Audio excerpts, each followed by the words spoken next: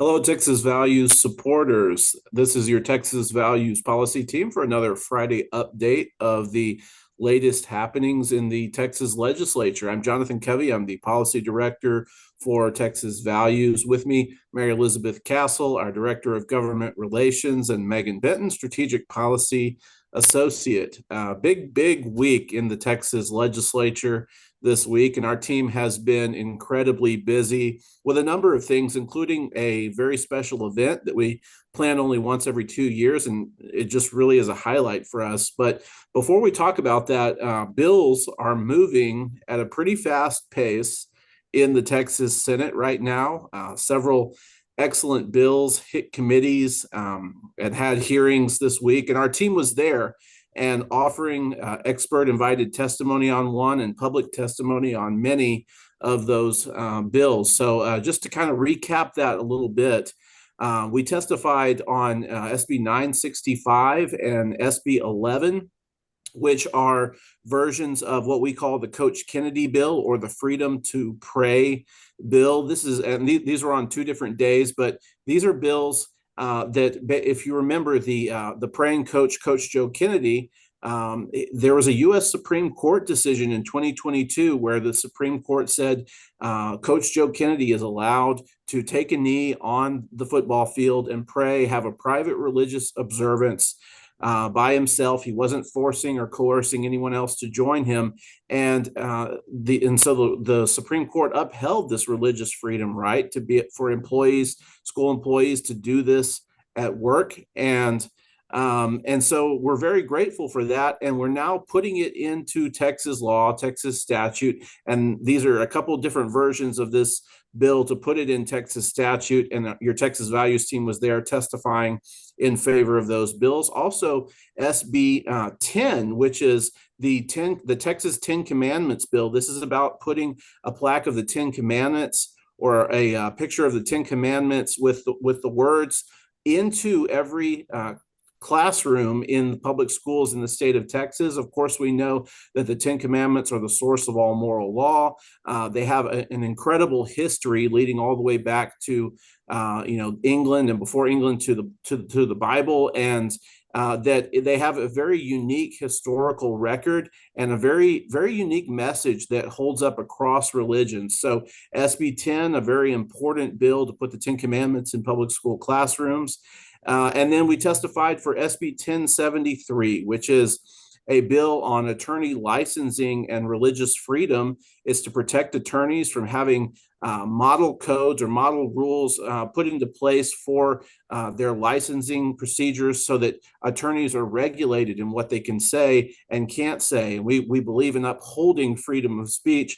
So we testified in favor of SB 1073 for religious freedom and for freedom of speech for attorneys as well. And then we had a couple of important bills, or a few important bills, that were voted out of committee. This means they moved out of the committee phase and are going on to be heard on the floor of the Texas Senate. And I just mentioned SB 10, that was voted out nearly unanimously, and SB 11 voted out of committee. And also one that our government relations director, Mary Castle, had testified on as expert witness, SB 13. This is the library obscenity book to keep pornography out of public school libraries in a way and non-accessible to kids, so that we can protect kids from premature and from hypersexualization as they go through public school. So all of those were voted out of committee, and they're going on to the floor in the Texas Senate. And Mary Elizabeth has an update on a few other bills that we testified on this week. Yeah, as Covey mentioned, it was a very busy week for hearings in the beginning of the week. So a few other bills that were heard this week, also in Senate State Affairs, chaired by Senator Brian Hughes. On Monday, they did hear a bill, SB 810, which is a bill that makes sure teachers are not punished for using what they say are preferred pronouns, or as the bill describes, pronouns that are inconsistent with biological sex, which we know basically not punishing teachers for telling the truth. And this is a real issue. It's happening here, even in the state of Texas. Our friends at First Liberty Institute actually legally defended a professor down in San Antonio when he was fired for stating that there are two sexes, male and female. Guess what? He was a biology teacher. He wasn't just some random teacher stating the truth that we only have male and female. He was a biology teacher who would be an expert on that. And he was fired down in San Antonio for stating that truth. So it's happening here in Texas. Many of you know parents because they have contacted our office where there have been teachers and school districts who have asked students to use preferred pronouns or the opposite. We know that Leander ISD actually adopted a policy by the Texas Association of School Boards saying that, if you use the wrong pronouns or misgender someone, it's considered harassment or sex-based harassment. So we know that this is a true issue happening in our own state. So we're very happy for this bill, SB 18. I was able to provide testimony in favor of that bill. There was a strong showing of support, so we hope to see that bill passed. Another bill that was heard this week in a hearing on Tuesday, which Tuesday was a very busy day, as Covey mentioned, for a lot of religious liberty bills, but SB 412 by Senator Mays Middleton was a bill to repeal the affirmative defense. And you can watch more. I did a video with our friend Vanessa Savage, who's president of the Protecting Texas Children Foundation. We gave a little recap of what happened in that hearing on Tuesday, so you can go look at that as well.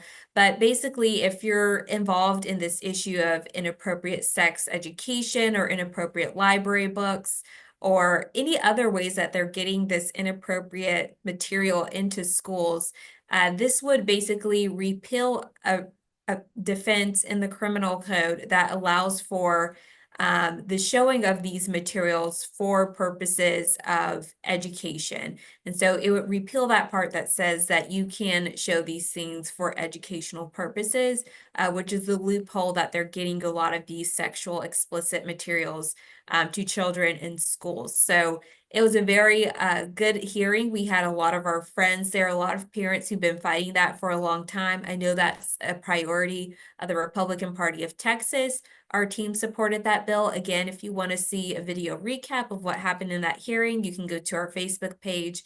But all very good things on bills that day. But it wasn't just the Senate that was getting things done. We had a very exciting press release that went out Tuesday, and you may have received an email if you're a supporter of ours, if you're subscribed to our email list, which if you aren't, I suggest you would get on our email list. But we notified you of the very good news and notified the press of the very good news that the Texas Women's Privacy Act, the House version, HB 239 by Representative Valerie Swanson, has 76 co-authors and has been referred to the State Affairs Committee. This is a very strong showing. Right now, as of today, there are 77 co-authors, so the list is growing. That's a large majority of support, and not only does she have that many co-authors, but one of the co-authors is a Democrat. So this bill is already showing bipartisan support very early on. That being said, if you look at that list, which if you received our email, we attached the list of co-authors so you can see if your member has signed on. But if your member has not signed on to the Texas Women's Privacy Act, please email them to do so. And just to recap, this is the bill that makes sure that women's private spaces, bathrooms, locker rooms, showers, domestic violence shelters, prisons, all remain sex separated, and that women are protected. And it's a very key bill in this legislative session, so you want to make sure that your member has signed on. But very good news on that front and on that bill. Thanks, Mary Elizabeth. Yeah, incredible news about the co-authorship on Texas Women's Privacy Act. Aside from the work that's going on at the legislature, Megan, we had a very special event this week as well.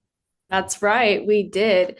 We had Faith and Family Day on Thursday, March 6th. And if you weren't able to make it, definitely look at our Facebook page for updates. It was an incredible event. We started at the Texas Public Policy Foundation building, where we had many speakers come and discuss all of the topics related to faith, family, and freedom, including Lieutenant Governor Dan Patrick, Les Bernal with Stop Predatory Gambling. We had Senators Mays Middleton and Senator Angela Paxton as well, and so many more. But one of the really cool things that happened is that we got to hear from Representative Andy Hopper and his aide, Claire, who was actually in the bathroom when a man walked in inside the Capitol. And this is probably a story you heard about earlier this week, as we did talk about it a little bit, but we actually got to hear from Claire herself. And it was just disappointing to see that something like that could actually happen at the Capitol. But it's all the more reason why we need to pass the Texas Women's Privacy Act. So this was just a great opportunity to see firsthand how legislation that we're working on could have real impact. And it was just incredible for everyone to see. After the speakers, though, we were able to eat a really good lunch and then head over to the Capitol, where everyone was able to advocate for different issues throughout the Capitol, as well as talk to representatives and staff members. So overall, thank you to everyone that came to the event. It was an incredible event, and we hope to see you next time. Yeah, absolutely. Just an incredible moving moment getting to hear Representative Hopper, Representative Troxclair, and getting to see and hear from Claire as well. We had a great time that day, and so we're so grateful for everyone who got to come out. We do think that we need to mention this to you. Usually this is a recap looking sort of backwards, but looking to next week and to the forward look, we have heard that there will be a school choice hearing on education savings accounts on the House bill version. This is House Bill 3, filed by Chairman Brad Buckley, the chair of the House Education Committee. And we've heard that this will be a long hearing and that there will be a lot of people participating, but just sort of giving you that heads up, that look in that direction so that you can make plans as well. House Bill 3 will be heard next Tuesday, starting in the morning sometime early, and we'll be over at the John Reagan building, if I'm correct, Mary Elizabeth. And so we're very excited about seeing this movement on parents becoming empowered and students being able to choose the school that they need to go to for the best for their education. This is going to be a very exciting moment for the House. So I just wanted to let you know that update looking forward. So that closes out our Friday update. And remember that if you want to stay up with our breaking news or information all at the Texas Capitol, you can text TX values to 797979. You can also download our Texas Values app. And remember, we are available for speaking requests. So if you're a conservative group, you're looking for your next speaker, or you really love our work, email us and get something set up. We would love to come out and speak to your group as well. And that is how together we will make a difference for faith, family, and freedom in the state of Texas. Thanks for joining us this week, guys.